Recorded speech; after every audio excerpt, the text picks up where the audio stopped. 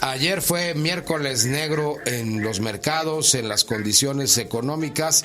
La famosa Fed, la Reserva Federal de los Estados Unidos, dio un vuelco y estamos convocando hoy a un verdadero personaje, una institución dentro del análisis económico de este país, a Raúl Martínez Solares. Él es CEO de FibraEduca, presidente del Consejo para la Promoción del Ahorro Educativo, experto en finanzas personales, economía conductual y marketing, profesor de la Facultad de Economía de la UNAM, socio del Instituto Mexicano de Ejecutivos de Finanzas. Es un honor tenerlo aquí, Eva María. Raúl, buenos días, ¿cómo estás? Hola, Eva María, como siempre un placer saludarte. Hola, Jesús. Gracias por la oportunidad de platicar con ustedes y su auditorio. Gracias, Raúl, por estar con nosotros el día de hoy. ¿Cómo nos afecta particularmente este momento económico en los Estados Unidos? Bueno, primero un poco de contexto. La decisión de la Reserva Federal, del Banco de la Reserva Federal de Estados Unidos, es el mismo tipo de decisión que toma Banco de México cuando mueve la tasa de referencia. Esto es, los bancos centrales de todo el mundo tienen a su mano la política monetaria. El instrumento por excelencia de la política monetaria es la tasa de interés. Lo que haces con la tasa de interés de referencia es la tasa que dejas como piso en la economía de un país, y esta es la que dicta el comportamiento del resto de las tasas de interés, ya sea para créditos, para rendimientos, en fin. Entonces, lo que haces con esta tasa de referencia es una especie de freno y acelerador de la economía. En la teoría económica más clásica a nivel monetario, lo que se dice es, cuando una economía está creciendo mucho, típicamente un crecimiento muy acelerado genera procesos inflacionarios. Y cuando genera una inflación que empieza a salirse de control y que empieza a afectar la capacidad adquisitiva de las familias, de los hogares y la presión, digamos, sobre los precios, que tiene efectos negativos, entonces lo que haces es jalas el freno aumentando la tasa de referencia. Y esta tasa de referencia lo que hace es que fundamentalmente trata de incidir en el comportamiento económico de las personas y de los agentes económicos. ¿Cómo?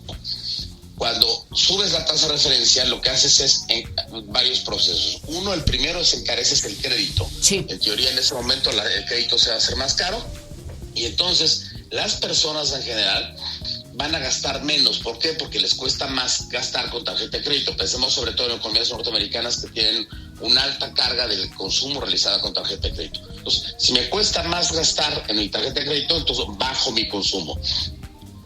Dos, las empresas que para crecer todo el tiempo están tomando deuda, están endeudándose para incrementar sus ciclos productivos, para aumentar su capacidad instalada.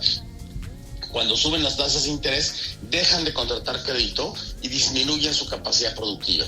Y eso también frena la producción. Entonces, ahí estás actuando en dos niveles. Uno, estás pegándole por el lado de la demanda, que la gente consuma menos, y estás pegándole por el lado de la oferta, digamos, para que las empresas ofrezcan menos productos. Y en teoría, con estos dos simples elementos, lo que generas es una reducción de la actividad económica, y consecuentemente tiene que empezar a bajar la inflación. Los otros dos elementos con los que operas es, uno, tiene que ver con algo que es muy importante, que se llama la formación de expectativas de inflación. Sí. La inflación en gran medida se alimenta con lo que esperamos que pase en el futuro. Casi todas las decisiones económicas tienen que ver con lo que esperamos que pase en el futuro. Entonces, si yo creo que el futuro viene con una inflación alta, lo que hago es que ajusto mis precios, si soy una empresa, pensando que la inflación va a ser más alta, y yo mismo estoy alimentando la espiral de precios. Claro. Entonces, en teoría, cuando haces esto, mandas la señal a los agentes económicos de decir, a ver, le voy a meter un freno a la economía, va a bajar la inflación. Entonces, las personas tienden a empezar a bajar sus proyecciones de precio, y eso ajustas y se dice que anclas las expectativas de inflación. Entonces, en teoría, esos son los mecanismos tradicionales. Lo que está haciendo la Reserva Federal es, para muchos tardíamente, cuando viene saliendo del proceso de pospandemia, donde empieza a recuperarse la economía en el 2021 fundamentalmente, muy fuertemente, se empieza a generar inflación. Casi todos los economistas en el mundo dijeron, es una inflación coyuntural, es una inflación que va a durar muy pocos meses, es una inflación que viene relacionada con ciertas interrupciones de cadenas de suministro, con la interrupción de ciertos procesos, con el encarecimiento de ciertos productos, pero es coyuntural. Nadie espera. Entonces, está generando una inflación a nivel mundial en una dimensión que no se veía prácticamente desde periodos de guerra. Inglaterra tiene una inflación que no veía desde los 40. Estados Unidos tiene una inflación que no veía desde por ahí de los mediados, principios de los 90, incluso de los 80. México está regresando a niveles de inflación, afortunadamente no a los episodios más graves que tuvimos, pero está regresando a unas inflaciones muchísimo más altas de las que tenía controladas. Ese es el primer contexto. Para eso sirve la política monetaria. Cuando la Reserva Federal ayer anuncia que va a subir la tasa, el nivel que sube es importante, y es importante lo que anuncia que sigue. Entonces, la Reserva Federal ayer lo que dice es: normalmente yo subía 25 puntos básicos cuando estaba tratando de controlar la inflación, sí, y lo iba a subir por las siguientes medidas. Ahorita dice, no lo voy a subir 50, lo subo 75 puntos básicos, y lo más probable es que la siguiente reunión, que es en julio, la vuelva a subir otros 75 puntos básicos, y que de aquí a fin de año la tasa general en Estados Unidos pase de prácticamente cero, como la teníamos hace algunos meses, alrededor de 3.5, 3.25%. Entonces, eso es la señal durísima que manda Jerome Powell y la Reserva Federal al mercado para decir, hacemos todo el esfuerzo para controlar la inflación. ¿Cuál es el problema hoy particularmente? Como les decía al principio, la tasa se mueve casi siempre bajo el supuesto de que está aumentando tanto la actividad económica que genera inflación. Hoy la inflación es de otro tipo. Sí. Entonces, Estados Unidos creció mucho en 2021 por el rebote, creció y recuperó sus niveles prepandemia, pero este año se está cayendo el crecimiento. México en el 2020 se cayó la economía, en 2021 tuvo un rebote, no significativo, no fue un crecimiento muy importante, y este año la estimación es que si nos va muy bien, vamos a crecer como al 1.6, 1.8%. Entonces, estamos en un contexto donde no se está dando esta medida en la visión tradicional, donde estás creciendo y le metes freno a la economía.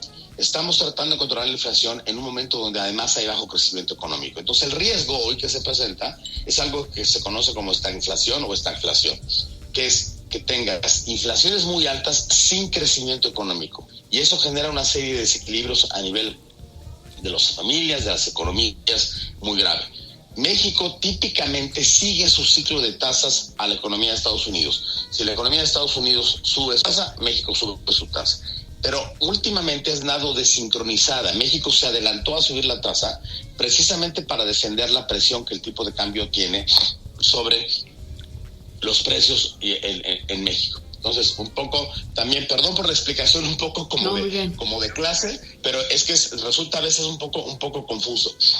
México, el Banco Central, el Banco de México, lo que hace es tratar de controlar el crecimiento de los precios. Y sabe que tiene dos elementos que le juegan en contra de los precios. Uno es la inflación, el nivel general de precios, pero dos es el tipo de cambio. Si no defiende, por decirlo alguna vez, el tipo de cambio, dada el enorme componente de productos importados que tenemos en México en función de insumos y en función de productos finales de consumo, si el tipo de cambio se dispara, eso le pega a la inflación en México, porque lo que tú comprabas en un cierto valor, se mueve el tipo de cambio y te crece el precio.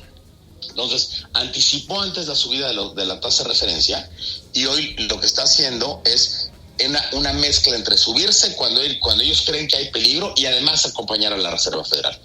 En resumen, lo que estamos viendo con esta trayectoria que anuncia la Reserva Federal es que la tasa en Estados Unidos va a subir muy fuertemente, pero va a subir de una medida tal que no termina de resolver las preocupaciones que hay en Estados Unidos. Y entonces, ¿qué pasa ante estas preocupaciones? El dólar se debilita, y al debilitarse el dólar en los mercados mundiales, ¿qué le pasó al peso ayer? Se apreció. Todo el mundo esperaba que la medida iba a ser tan dura que iba a provocar que el dólar se fortaleciera y el peso se depreciara. Pero ocurrió lo contrario. Ayer hubo una recuperación muy importante de la apreciación del tipo de cambio del peso en unas cuantas horas producto de esto. Entonces, hay una serie, de partes en movimiento muy importantes, donde ahorita los bancos centrales y los gobiernos, pero fundamentalmente los bancos centrales, que típicamente son autónomos, como en el caso de México y Estados Unidos, están tratando de controlar la inflación a como dé lugar. ¿Por qué? Porque lo que saben es que lo más dañino que hay para una economía, por encima incluso de la falta de crecimiento, es una inflación acelerada.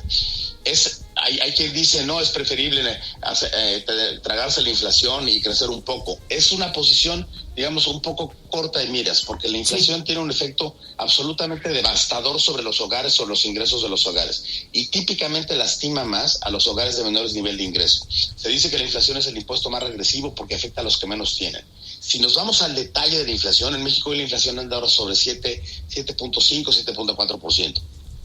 Pero la inflación que vive una familia de ingresos bajos, que la mayor parte de su gasto se va a comprar alimentos, esa inflación que ellos perciben probablemente anda como en el 14 o en el 12%. Entonces, es un momento sumamente complejo. Teóricamente va a durar todavía un ciclo, digamos, probablemente de algunos meses donde la inflación con estas medidas empiece gradualmente a descender y va a mover evidentemente el efecto del crecimiento económico. Decíamos, ya veníamos un crecimiento económico bajo, estas medidas de subir las tasas frenan más la economía. En resumen, lo que vamos a esperar es una inflación que empieza a ceder muy lentamente. De un año para otro se dio, en una comparación de mes a mes, el mes pasado se dio 3 centésimas la inflación. Entonces va a haber una muy lenta reducción de la inflación. Vamos a seguir enfrentando las familias una presión muy fuerte sobre la inflación en los siguientes meses. Hacia finales del año que entra va a empezar a ceder la inflación ya a niveles más controlables, pero todavía muy por arriba del objetivo, y será básicamente hasta 2024 donde empecemos a alcanzar niveles de inflación mucho más cercanos al objetivo de inflación del Banco de México. Y el crecimiento económico se va a sentar este año y probablemente el año que entra tenga un efecto ligero de crecimiento, pero en el margen lo que vamos a ver es que de 2018 a la fecha lo que vamos a traer en México es una contracción económica y no va a haber crecimiento económico en este periodo, que también genera un efecto muy negativo. Entonces, perdón por el resumen muy apretado, pero quería dar un poco de contexto para que se entienda lo que pasa con una medida en Estados Unidos y cómo nos afecta a todos los mexicanos. Bueno, acaban de tener una conferencia magistral gratis, porque la verdad es que yo no le había entendido al tema tan claro como en este momento nos lo ha podido traer Raúl Martínez Solares. Yo creo que elementalmente tenemos toda la información. Tal vez la pregunta que basta es nada más, ¿cuál puede ser este momento erróneo en el que podría caer el tomador de decisiones de política económica, el presidente, los gobernadores? O sea, ¿cuál podría ser la peor ceguera gubernamental en este sentido por parte del gobierno federal y por parte de los demás de los demás líderes políticos que tienen incidencia en todos los ámbitos económicos, Raúl? Mira, la peor ceguera casi siempre es creer que la economía se controla por decreto. Eso es el peor error, ¿no? Se decía en la época de Echeverría que en alguna ocasión la Secretaría de Hacienda tomó una medida y el presidente Echeverría en su momento dijo, aquí la economía se determina desde Los Pinos, y digamos que así fue y así nos fue, ¿no? Como país. Ayer el presidente decía que él estaba en contra de que se subiera la tasa porque se iba a afectar el crecimiento económico. Claro que se afecta el crecimiento económico, pero es mucho, preferible, aunque sea muy malo afectar el crecimiento económico, que dejar que la inflación siga creciendo. La inflación impide cualquier cosa, impide a las familias ahorrar, impide a las empresas pronosticar el futuro. Tú imagínate que eres una empresa hoy que estás tratando de planear lo que vas a producir en los siguientes 2 años, y cuando tienes incertidumbre sobre cómo se te van a mover los precios que tú utilizas de los productos para producir. Hay una inflación específica, que es la inflación de precios al productor, que es prácticamente 5 o 6 puntos porcentuales por arriba de la inflación general que tiene la economía.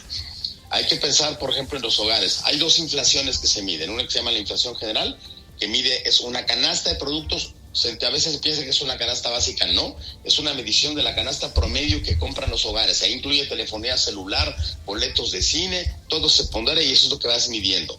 Pero si te vas a los microcomponentes y te vas a la inflación, por ejemplo, de hortalizas y de verduras, la inflación ahí anda en el 14%. Si te vas a cierto tipo de inflaciones, son mucho más aceleradas. Hay una cosa que se llama la inflación subyacente, que lo que le quitas es todos los productos que se mueven muy rápido en el año, ¿no? O sea, todos los agropecuarios, por ejemplo, todos sabemos que hay épocas en el año que para comprar 1 kilo de aguacate necesitas entregar un riñón y una córnea del tamaño del crecimiento que tiene el aguacate. Hay una inflación muy estacional en México que se conoce como la inflación del pico de gallo, porque es una época del año que sube de precio el jitomate, la cebolla y el chile. Entonces, por eso llaman inflación de pico de gallo, porque de repente son productos muy volátiles en precio. Entonces, le quitas todo lo volátil y tratas de medir la inflación de los productos que realmente se mueven mucho más establemente en función del precio de la demanda de productos y servicios. Esa hoy normalmente está más abajo de la inflación general. Esa hoy está más arriba de la inflación general. Entonces tienes un fenómeno muy profundo de inflación que está afectando la capacidad de planeación, de la capacidad de gasto de los hogares, y hoy por hoy, digamos que eso es una medida muy fuerte, va a frenar el crecimiento, pero lo más destructivo que ha tenido la economía mexicana es de inflación. Cuando uno quiere pensar por qué los hogares mexicanos han perdido a lo largo de las últimas décadas su capacidad adquisitiva, la razón es de inflación. La inflación de los 70, la inflación de principios de los 80, la inflación de 94, 95, alguna inflación importante incluso todavía en el 2000, eso explica que por cada peso que gana una persona en 1970, hoy gana el equivalente a 35 centavos en términos reales. Entonces hay que combatir a toda costa la inflación, a una costa de que estemos enfrentando una reducción del crecimiento que de por sí ya era raquítico. Bien, Raúl, pues gracias por ayudarnos a comprender mucho más cuáles son las repercusiones de estas decisiones que se están tomando en los Estados Unidos, qué va a pasar en nuestro país, porque sin duda esto, además, en la economía familiar, pues nos ayuda a tomar previsiones, ¿no? No son tiempos de tomar créditos, por supuesto, de aceptar créditos. Hoy día las instituciones bancarias, por todas las vías, presionan para que nosotros estemos aceptando créditos, y entonces, bueno, pues esto genera, por supuesto, o tendría que generarnos, ¿no?, una actitud de mucha cautela con respecto a nuestras decisiones, ¿no? Le diste al clavo. Las familias hoy lo que más debemos preocuparnos es no contratar crédito adicional porque va a ser más caro, administrar nuestro crédito presente para no aumentar la carga de nuestro servicio de la deuda, porque va a aumentar nuestro pago mínimo, nuestro pago recomendado, y eso nos va a comer un cacho mayor de nuestro ingreso.